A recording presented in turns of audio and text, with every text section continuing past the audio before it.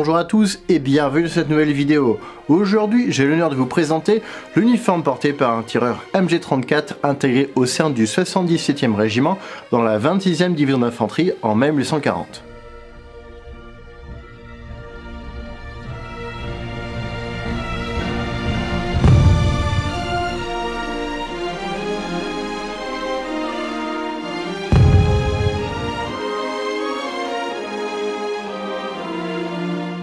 Avant toute chose, j'aimerais remercier mes partenaires qui m'ont aidé à réaliser cette vidéo. LWY Verke est le fabricant des insignes sans doute les plus qualitatifs que j'ai pu voir jusqu'à maintenant. J'ai pu acquérir la vareuse et du petit équipement auprès de Parabellum Shop et je remercie encore la petite musette pour le casque que j'ai retravaillé ensuite. Vous pourrez retrouver tous ces liens dans la description de cette vidéo. Les insignes que vous allez voir ne sont pas censurés, ceci par fidélité historique. Je vous invite donc à zapper sur d'autres vidéos si ceux-ci peuvent vous choquer. Cependant, tout commentaire politique ou faisant référence à ces insignes sera systématiquement supprimé dans les commentaires. Je suis là pour vous présenter des uniformes, non pour lancer des débats politiques. Malgré mes nombreux mois de recherche et les centaines d'euros dépensés pour vous présenter ce travail, cette vidéo n'est qu'une base qui n'est qu'un appel pour vous à approfondir de votre côté. Je vous invite donc à vous procurer des livres, des magazines spécialisés tels que le magazine Militaria, ou alors à faire vos propres recherches sur internet. Vous retrouverez l'intégralité des éléments que je porte dans la description avec le timing correspondant.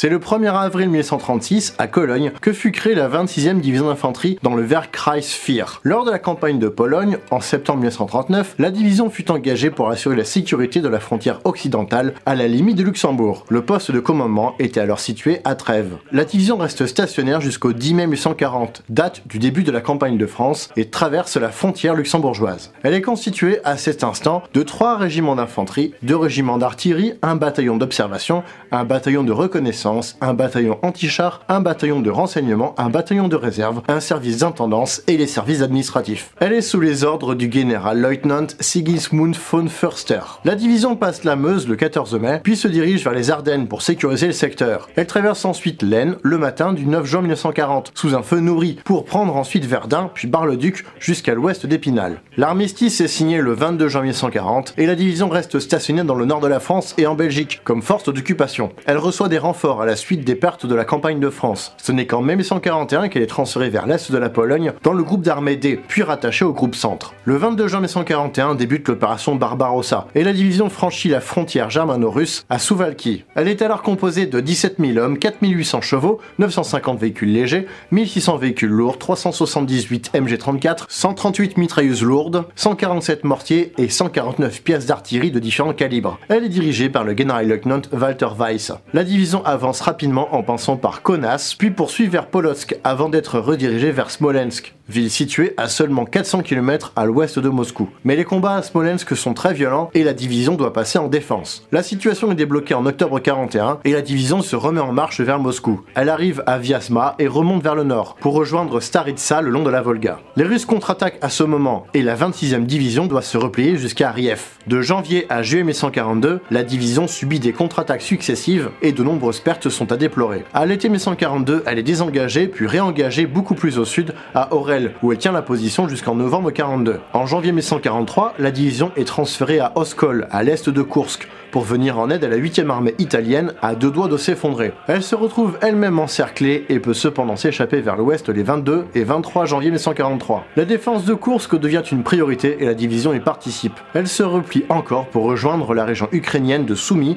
à l'ouest de Koursk et se retrouve de nouveau encerclée pour finalement réussir à nouveau à se dégager de ce piège mis en place par l'armée rouge. Elle est déplacée dans la région d'Orel en août 1943 avant de remonter vers le nord pour rejoindre Yelnya à quelques kilomètres de Smolensk où elle essaye tant bien que mal de tenir face aux assauts incessants des soviétiques. C'est en mars 1944 que la division est de nouveau déplacée pour rejoindre Kolm, plus au nord, où elle est totalement éparpillée et presque entièrement détruite. Seuls de petits groupes de combat ont pu se frayer un chemin vers les lignes allemandes à l'ouest. Le 17 septembre 1944, la division est réactivée en tant que 26e division de Volksgrenadier, avec une partie de la 582e division de Volksgrenadier tout juste formée. Cette 26e division de Volksgrenadier est placée dans la région de Bitburg, à la frontière luxembourgeoise, pour être placée sous les ordres de la 7e armée pour l'offensive imminente des Ardennes. La division mère avait eu des réussites dans ce secteur. La division fille devrait réussir aussi, se disait la hiérarchie. Le 16 décembre 1944, la 26e attaque, et avec comme mission de prendre Bastogne avant le 21 décembre 1944, avec le soutien d'un régiment de la division Panzerlehr. Dès le premier jour, la division perd 230 hommes. Le 20 décembre, les premiers éléments de la division arrivent dans les faubourgs de Bastogne, se battant contre la 101e division aéroportée américaine. La division encercle la ville mais ne parvient pas à s'en emparer pleinement. L'effectif de chaque compagnie de la division était alors inférieur à 40 hommes. Le 26 décembre, la 4e division blindée US parvient à briser le cercle faible d'encerclement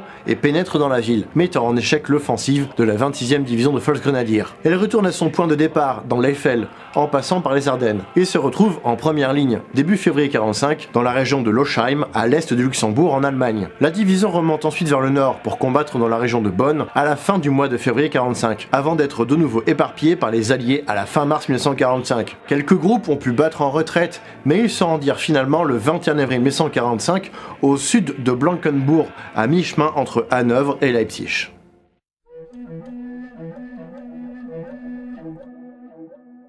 C'est le 10 mai 1940 que débute la bataille de France. Le soldat allemand entre dans une campagne de mouvement à l'aube de l'été et doit être très peu chargé pour intervenir rapidement là où les camions les déposent. Le tireur MG et ses pourvoyeurs sont donc peu chargés, devant être rapides à se déployer, n'ayant que de quoi tenir quelques heures en vivre. La logistique n'était pas loin derrière dans tous les cas, l'armée allemande ayant prévu des colonnes de ravitaillement conséquentes. L'uniforme présenté dans cette vidéo est principalement celui du tireur MG, mais il peut s'appliquer pour presque tous les membres de la section, avec quelques différences au niveau de l'emport.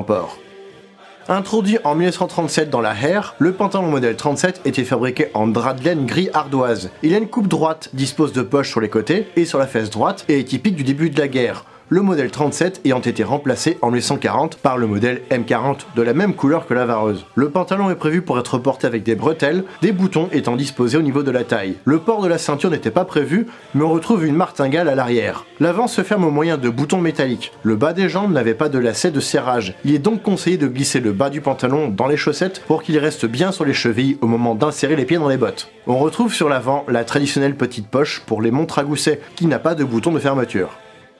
Les bottes cloutées à tige haute sont, avec le casque, le symbole de l'armée allemande, surtout au début de la guerre. Elles sont réalisées en cuir de vache, pourvues d'une tige de 35 à 41 cm, teinte en noir avec double semelle cloutée. Elles ont un fer d'acier forgé sur le talon, ainsi qu'un autre, plus petit, sur l'avant de la semelle, pour améliorer la longévité du cuir. Les bottes disposent de languettes pour aider l'enfilage. La première restriction en cuir intervient en novembre 39, mais interviendra juste avant le début de la campagne de France, et la tige est raccourcie selon la pointure, de 35 à 29 cm. Les deux modèles de bottes pouvaient donc se retrouver en mai 40, en fonction de l'âge de la botte. La paire présentée ici est une reproduction achetée chez un magasin américain il y a maintenant 6 ans. Elle a vu passer des litres de cirage et de graisse pour les assouplir, mais elle reste toujours aussi rigide. Il existait plusieurs modèles de chemises en 1940, mais la plus répandue chez les fantassins était la chemise blanche sans col, boutonnée sur la poitrine. Certains fantassins avaient même des chemises civiles. Aussi, il fut décidé en 1941 de fabriquer une chemise avec col et en gris, le blanc n'étant pas optimal pour se camoufler dans un environnement trop chaud où il faudrait faire tomber la vareuse. Elle dispose de boutons sur l'extrémité des manches et l'absence de col oblige à porter un faux col pour protéger le cou. Mais c'était volontaire pour changer facilement cette partie qui se salit et s'abîme rapidement avec la transpiration, plutôt que de devoir changer la chemise complète. C'est ici une reproduction de chez Schusters. Sur la chemise, on retrouve la plaque d'identité du soldat, ou Erkennungsmarke, ici frappée avec le 77e régiment d'infanterie, composant de la 26e division d'infanterie. La vareuse allemande, ou Fellbluse, était la pièce d'uniforme qui a le plus évolué, avec littéralement une nouvelle version chaque année de fabriquée après 1940. La version M36 est une évolution du modèle M33. Elle est fabriquée en drap de laine Fellgrau, avec une importante nuance de vert. Elle a un col vert bouteille et les insignes sont sur un fond de la même couleur que le col. Elle a 4 poches avec rabat et soufflet, et la veste se ferme par 5 boutons grenelés. Des boutons sont placés à l'intérieur du col pour y placer le faux col, qui est gris d'un côté, blanc de l'autre. Sur la vareuse, on retrouve des pattes de col début de guerre, reconnaissable au fond vert et présence de la Waffenfarbe. Des pattes d'épaule comportent également les mêmes caractéristiques, fond vert, Waffenfarbe, ici de l'infanterie en blanc. Sur la poitrine droite est cousu l'emblème national avec un aigle fond vert, un signe de type Beveau. Sur le bras gauche, on trouve le grade pour les hommes du rang, ici un chevron pour le grade de Gefreiter ou caporal. Notre soldat a gagné une décoration, l'insigne de combat infanterie porté sur la poche gauche. au centre, faute de décoration plus importante. Dans une des poches, on retrouve le soldebourg, livret militaire suivant la vie du soldat, ses affectations, ses perceptions, ses blessures et ses médailles. Il est glissé dans un étui pour le protéger. Sur l'intérieur du bas de la vareuse, on retrouve un pansement individuel. Ils étaient distribués par deux, un petit et un grand. Ici, il ne s'agit que du petit modèle. Et sur la taille, on retrouve 4 crochets qui sont maintenus au moyen de bretelles internes.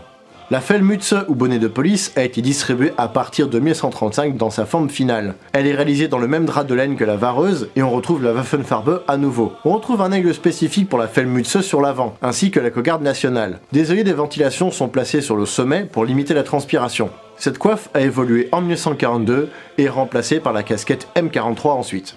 Fabriqué en 1935 et distribué massivement à partir de 1936, le casque en acier ou Stahlhelm connut plusieurs versions tout au long de la guerre. La première version, que les collectionneurs appellent aujourd'hui M35, est reconnaissable à son aspect travaillé, ses œillets en pièces rapportées, et à sa couleur vert pomme, spécifique pour le début de la guerre. Les insignes sont des décalcomanies placées juste en dessous de l'œillet d'aération. Le casque complet pesait environ 1 kg suivant la taille, car chaque coque avait sa propre taille, adaptée à la morphologie du soldat. Le serre-tête devait donc être de la bonne taille également, même si celui-ci avait un lacet de serrage pour régler la profondeur d'enfoncement. Une jugulaire en cuir teintée en noir sur l'extérieur était portée presque en toutes circonstances. La couleur vert pomme, ici présente, a été remplacée en 1940 par une couleur felgrau foncé. Le grade ainsi que le nom du soldat, ici reproduit, ont été peints de manière artisanale à l'arrière du casque pour plus facilement retrouver le propriétaire en casernement.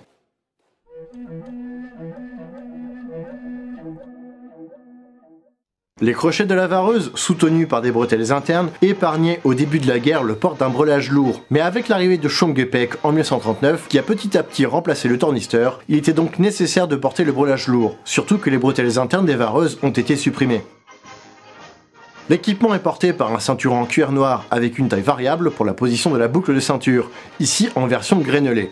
Sur le côté droit, on retrouve une sacoche d'entretien pour MG dans laquelle on a des accessoires supplémentaires et un gant en amiante pour changer les canons brûlants. Sur l'arrière droit, un sac à pain modèle M31 permet de transporter une gourde M31 fixée au sac au moyen d'un crochet métallique et la sangle de la gourde passe dans une patte en cuir du sac à pain. Un quart aluminium est placé sur le sommet de la gourde. Sur l'autre côté du sac, une gamelle M31 est transportée au moyen d'une sangle rapide. La gamelle pouvait être placée sur le Sturmgepäck ou dans le tornisteur. Également transportable sur le tornisteur ou sur le Sturmgepäck, la toile de tente ou Zeltbahn modèle 31 était transportée grâce à 2 sangles rapides. La toile est camouflée en grand éclat ou splittermuster. La pelle droite est portée sur le côté gauche, insérée dans une housse en cuir noir. Glissée dans la sangle de la housse, une grenade à manche M24 est stockée, prête à être utilisée pour repousser des assaillants. La baïonnette de Mauser 88K se retrouve au milieu de la pelle, glissée dans un gousset en cuir et dans un fourreau en acier. Sur le côté gauche, un holster en cuir noirci pour transporter le Luger P08 ainsi qu'un chargeur supplémentaire. À l'intérieur de l'étui, on retrouve une pochette pour l'outil de démontage du pistolet. Le Luger P08 est un pistolet semi-automatique en calibre 9 mm, conçu par l'ingénieur allemand George Luger en 1898. Il a connu plusieurs évolutions avant la version finale en 1908, qui donna le nom final, pistolet 08. Il a été produit de 1908 à 1945 et était réputé pour sa forme atypique, qui épouse la forme de la main. Il a un chargeur de 8 cartouches et les plaquettes de poignée furent d'abord en bois, puis en bakélite. Le pistolet P38 a voulu le remplacer, mais il n'a fait que le compléter. Le Luger était très long à fabriquer, il fallait en effet 1180 étapes d'assemblage pour produire le Luger, dont 156 rien que pour la crosse. Au début de la guerre en Europe, en 1940, il y avait environ 200 000 Luger en circulation. Sur le côté gauche, le levier de sûreté permettait de relever une patte de verrouillage qui bloquait le mécanisme sur le côté gauche de la culasse. Sur l'arrière, un passant pour y mettre une dragonne, mais qui ne fut que rarement utilisée. Il s'agit ici d'une réplique d'Airsoft de la marque WE, customisée au niveau des marquages par la boutique Sweet Airsoft et que j'ai pu intégralement décaper et rebronzer. Les plaquettes sont en plastique, mais ont été repeintes en brun pour imiter le bois. Le masque anti-gaz M30 était glissé dans une boîte en fer, ici de modèle 38, à transporter avec une sangle en bandoulière, tandis que l'autre côté de la boîte disposait d'une sangle avec un crochet, affixé au ceinturon. Sur l'avant, accroché à la sangle, on retrouve une toile anti-hypérite gaz plane, glissée dans une housse imperméabilisée. Le masque anti-gaz M30 était reconnaissable du modèle précédent car il est caoutchouté. Il se fixe au moyen de sangles élastiques à passer sur le crâne, et une sangle réglable vient maintenir le bas du masque au moyen d'un crochet. Le filtre est ici un anachronisme, c'est un FE41 alors qu'il me faudrait un FE37 que je n'ai pas dans ma collection. Des verres de rechange étaient contenus dans le couvercle de la boîte. Contrairement au pactage léger de combat, le pactage de marche était très encombrant. Le havresac, aussi appelé tornister modèle 34, est reconnaissable par rapport au modèle suivant, le M39, avec ses bretelles qui viennent s'accrocher sur le ceinturon, alors que le modèle 39 s'accroche comme le Schomgepek au brelage lourd. Dedans on retrouve des brodequins, la gamelle, les kits de toilette et de couture, une chemise de rechange. Sur le dessus, le manteau modèle 36 est roulé et accroché avec des sangles rapides. On peut également avoir une couverture et ou une Zellbahn roulée avec le manteau. La Maschinengewehr 34 a été fabriquée au début des années 30 par Heinrich Vollmer de chez Mauser Werke, basée sur la MG30. Ses principales évolutions étaient le sens d'alimentation de la bande, déplacé sur la gauche, un manchon perforé pour le refroidissement et une cadence de tir améliorée pour atteindre les 800 à 900 coups par minute. Elle entre au service dans la Wehrmacht lors de sa création en 1935 et sa polyvalence en fait une arme révolutionnaire, permettant de l'utiliser avec son bipied ou monté sur le trépied Lafette 34 qui pèse 23 kg. Un trépied plus léger de 6,5 kg est également fabriqué pour l'anti-aérien. Le bipied peut se mettre à deux endroits différents, sur l'avant du canon, près du guidon, ou au niveau du centre de gravité de l'arme. La détente dispose de deux positions, le coup par coup lorsqu'on appuie sur le haut de la détente, et le tir en automatique lorsqu'on enclenche la deuxième détente sur la partie basse. Elle était cependant très chère à produire, puisqu'elle nécessitait 59 kg de métal et 150 heures de travail par mitrailleuse, et elle s'enrayait souvent en milieu poussiéreux. La mitrailleuse pesait 12 kg avec son bipied. Elle était distribuée avec une bretelle qui permettait, lorsqu'elle était portée de chaque côté de l'arme, de l'utiliser comme une poignée de transport. La MG34 a connu plusieurs versions, notamment la MG34T, version pour les blindés avec un canon alourdi sans évent. Une MG34S a également été conçue en 1939, mais non produite. Une MG34-41 avec une cadence de tir augmentée à 1200 coups par minute, mais produite à environ 1500 exemplaires seulement. Et enfin, il y eut une MG81, version aérienne, avec un sens d'alimentation inversable pour mettre dans les ailes des avions. Il s'agit ici d'une reproduction dont vous pourrez retrouver le lien de la revue complète en description. Il existait deux boîtes de transport différents pour transporter des canons de rechange. Ici, un étui simple, mais il existait des boîtes à deux emplacements. Le canon était à changer lorsque celui-ci commençait un peu trop à fumer, et éviter ainsi de le détruire à cause de la chaleur, qui déforme l'acier à la longue. Les canons de rechange étaient au nombre de 2 ou 3 par mitrailleuse, en fonction du nombre de pourvoyeurs et chargeurs. Ici notre tireur porte le canon de rechange, mais c'était au chargeur de porter cet accessoire dans la pratique. Pour alimenter la mitrailleuse au combat, il y avait des chargeurs de 50 cartouches qui se clipsaient sur le côté gauche de la MG. Et pour transporter les chargeurs par deux, il existait des racks ou des porte-drums, permettant d'avoir 100 cartouches à disposition. Les drums étaient pratiques pour tirer facilement sans avoir une personne qui assure à la bande d'être correctement placée. Les drums et le porte-drum sont ici des modèles yougoslaves d'après-guerre repeints en vert allemand. Il pouvait également y avoir des drums camouflés et ces mêmes chargeurs ont été utilisés pour la MG42. La MG34 pouvait également avoir des doubles chargeurs de 75 cartouches, mais cela nécessitait un capot spécial pour l'alimentation. La méthode la plus simple pour transporter les munitions restait la caisse en fer. Il n'y eut que peu de variations pendant la guerre, et une caisse permettait de transporter 250 cartouches, soit 5 bandes de 50 cartouches. Les bandes pouvaient être assemblées entre elles nativement, et il était confortable d'avoir une amorce au début pour avoir un bon maintien lors de la fermeture du capot, pour engager la première cartouche. Petit conseil, vous portez vos bandes autour du cou? Mettez les balles vers l'extérieur, le culot de la cartouche contre votre cou. Nativement, le gant en amiante ne tient pas bien sur la housse d'entretien. Deux options, soit vous le fixez sur la trousse pour éviter qu'il ne tombe, soit vous faites comme moi, j'ai rajouté un trou sur la patte de verrouillage de la trousse pour qu'il y ait plus de pression sur le gant, le bloquant ainsi contre la trousse. À l'intérieur, on retrouve divers accessoires tels que la grille anti-aérienne, une culasse de rechange, le manuel, une clé de démontage et une amorce de bande. Naturellement, tous les accessoires présentés ici n'étaient pas portés par le même homme. Il fallait être au moins deux pour gérer une MG34. Un troisième pouvait également porter un trépied Lafette 34, non présenté ici car absent de ma collection.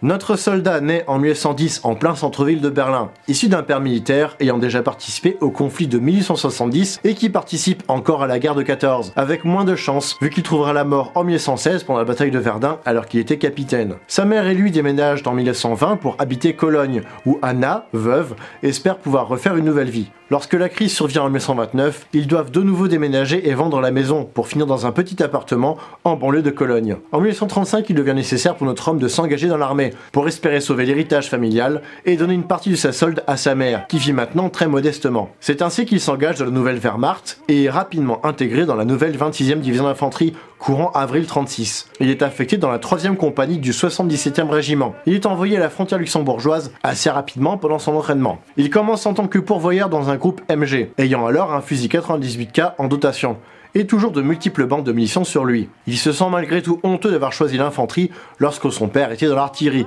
et ne peut, en plus, pas participer à la campagne de Pologne lancée en septembre 39 de l'autre côté du pays. C'est donc à l'entraînement qu'il laisse exprimer son patriotisme en étant le premier à se lever le matin, 5 minutes avant les autres, pour pouvoir être sûr d'avoir son propre matériel, les camarades s'amusant à intervertir les casques. Il obtient son premier grade en novembre 39, après une suite de manœuvres, et devient donc Oberschütze, ou soldat première classe. En février 1940, il passe Gefreiter ou caporal du fait de sa bonne prise de décision lors des exercices et devient tireur MG, abandonnant son Mauser 98K pour un Luger P08. On lui a proposé le P38, plus moderne, mais il voulait reprendre le même que son père. À ceci près que son père dans l'artillerie avait une version avec un canon long, lui a reçu une version courte, mais tout de même fabriquée en 1815. Enfin, le grand jour arrive, le 10 mai 1840, au petit matin, la division se met en marche en embarquant à bord de camions Opel. Ils sont débarqués de l'autre côté de la frontière luxembourgeoise et interviennent rapidement pour sécuriser des carrefours. Très rapidement, les hommes se retrouvent en France et participent à de nombreuses batailles. Notre soldat obtient sa première médaille, l'insigne de combat d'infanterie ou Infanterie Sturmabzeichen. Il reçoit son insigne quelques jours après avoir participé à sa 3e attaque d'infanterie. Le 9 juin 1940, il se retrouve à Verdun, là où son père avait été tué. Mais cette fois, la bataille fut rapide, l'armée française n'opposant que peu de résistance face aux divisions qui avançaient très rapidement en chars et en camions. Cela lui fit du bien de trouver quelques Français, de son propre aveu, pour venger la mort de son père. Notre soldat se distingue au combat par les déploiements rapides de son groupe, enchaînant boîtes de cartouches et canons de rechange, ne laissant que peu de répit à l'adversaire au moment de recharger. Le trépied Lafayette 34 a vite été laissé de côté, étant lourd et finalement peu pratique dans une guerre éclair. Son pourvoyeur se fait tuer lors d'échauffourées à Épinal et il n'est pas remplacé tout de suite, laissant uniquement notre homme avec son chargeur. L'armistice intervient et il a enfin le sentiment d'avoir vengé son père et se dit qu'il devrait être fier de lui de là où il est. Mais lorsqu'il apprend qu'il doit se rendre sur le futur front de l'Est pour aller se frotter à l'armée rouge, l'ambiance est tout autre. Ses camarades le rassurent, attaquer en juin par surprise devrait permettre d'atteindre Moscou à la fin de l'été, surtout que les soviétiques sont leurs alliés, donc ne s'attendent vraiment pas à une trahison de la part du chancelier allemand. Malgré tout, ils redoutent. L'assaut est donné le 22 juin 1941 et ils se retrouvent de nouveau embarqués en camion pour atteindre Polotsk, en quelques jours avant de faire route vers Smolensk, où les vrais combats commencent. La section de notre homme prend un coup de mortier sur son camion pendant l'été, et seuls les 2 hommes à l'arrière, notre tireur et son chargeur, peuvent en sortir sans trop de dégâts. Il est cependant bien blessé au bras droit, et n'est plus capable de transporter sa MG. Le chargeur est toujours vivant, mais perd rapidement connaissance. Notre homme se fait recueillir par le camion suivant, la MG est récupérée également, mais le chargeur, selon l'avis du chef de section suivant, ne pourra pas s'en sortir. Il l'abandonne donc à son sort, il décède quelques minutes plus tard, seul. L'infirmier prend en charge la blessure de notre homme, qui est évacué du front le temps de récupérer l'usage de son bras. Il subit une opération, puis passe quelques semaines en convalescence. Il retourne ensuite à Smolensk pour retrouver sa division, mais il y arrive en octobre 41, et la division a déjà été envoyée vers l'avant juste avant son arrivée. Il rejoint donc l'unité d'intendance pour espérer retrouver ses camarades avec les prochains convois. Il arrive à les retrouver lorsqu'ils arrivent à Vyazma, mais les déplacements deviennent de plus en plus difficiles avec la météo désastreuse et les camions qui s'embourbent. Notre soldat perd même une botte sur laquelle une moto vient rouler, enterrant définitivement l'espoir de notre soldat de récupérer sa pièce d'uniforme. Il se fit engueuler par son supérieur pour avoir laissé sa botte, et c'était la première fois qu'il se faisait remarquer en mal depuis le début de la guerre. Une fois arrivé à Staritsa, l'armée rouge contre-attaque et la division repasse en défense. Les hommes du 77e régiment creusent des tranchées très rapidement. Pendant une nuit, des bruits se font entendre dans un trou de but, où s'étaient réfugiés les membres du groupe MG. Notre soldat est capturé alors que les 2 autres sont égorgés sous ses yeux. Il ne doit pas faire le moindre bruit sous peine de subir le même sort. Une fois dans les lignes ennemies, un interprète lui dit que les soviétiques ont besoin de connaître le nombre de soldats qu'il y a côté allemand. Notre homme ne peut répondre précisément à cette question, et il se fait couper un doigt à la cisaille. Il hurle, manque de tomber dans les pommes, et lorsqu'un autre soldat soviétique les rejoint, le soviétique le reconnaît en tant que tireur MG, et est donc accusé d'avoir tué des dizaines, voire des centaines de leurs camarades. Il se fait alors exécuter sauvagement sur le champ, sa capture n'apportant rien de plus au renseignement des soviétiques. Voici ce qui conclut cette vidéo, j'espère qu'elle vous aura plu. Si c'est le cas, n'hésitez pas à laisser un commentaire, à vous abonner, à mettre un pouce bleu et à partager cette vidéo. Je vous invite à me rejoindre sur mes autres réseaux, à savoir Instagram, Facebook, Twitter ou encore TikTok. Vous pourrez retrouver les liens en description. Je remercie encore mes partenaires LWY Werke, Parabellum Shop et La Petite Musette pour leur soutien. Je remercie encore Asmi pour son aide et ses précieux conseils de collectionneur. Et quant à moi, je vous retrouve prochainement pour de nouvelles vidéos. Salut!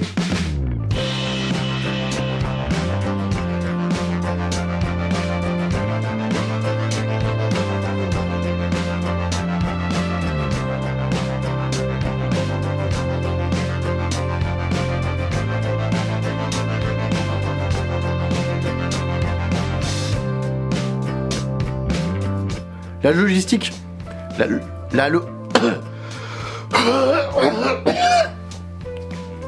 ah, c'est le cancer ça.